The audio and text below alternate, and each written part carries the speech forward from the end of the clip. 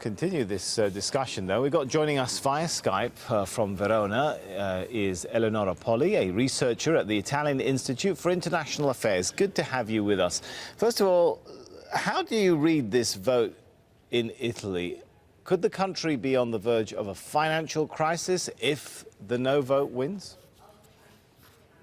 Well, good morning, everybody, and thank you very much for calling me. Well, I believe that the referendum was strongly personalized and politicized by the Prime Minister. Indeed, we didn't need, the referendum was not necessary from a constitutional point of view, from a legal point of view, but it was asked by both the opposition parties and minorities within the leading democratic parties, but also by Prime Minister Renzi, that through the referendum aimed at sort of legitimize again his government, since during the last administrative election, the leading democratic parties has lost some position in main cities like in Rome or Turin against the Five-Star Movement.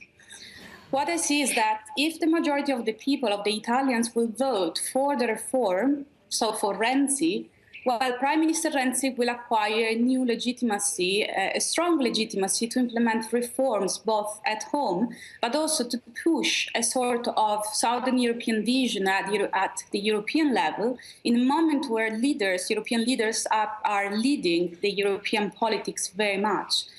Especially, and it is very important to jump in there. I mean, the latest or the last polls indicated that the no camp was going to win. What happens if those polls are right? My question was, are you concerned that the country could be on the verge of some kind of collapse?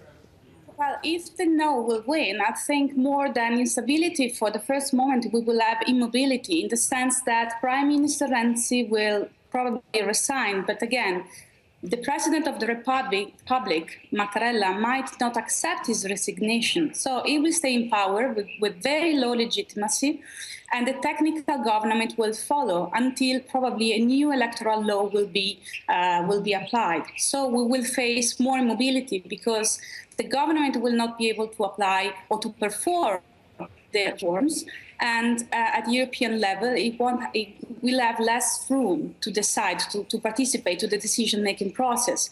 So I don't see in the immediate time a crisis. What I see is that Italy will follow a crisis because of the immobility or inability to act at the right moment. We've got elections looming in both Italy and Austria this weekend. Do you think that both elections are going to show how far the far right can go and give us an indication of what the future of the EU as we know it might be?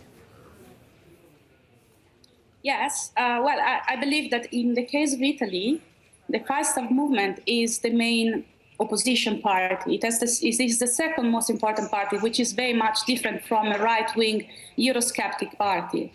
But again, what is showing is that the majority of European citizens do not accept the European Union, the status quo, the mainstream vision, and they are calling for changes. And this call is mostly answered by populistic movements that through declaration and through campaigning, they are assuming they can change what is not working within the EU. All right, thanks so much. Eleonora Poli there.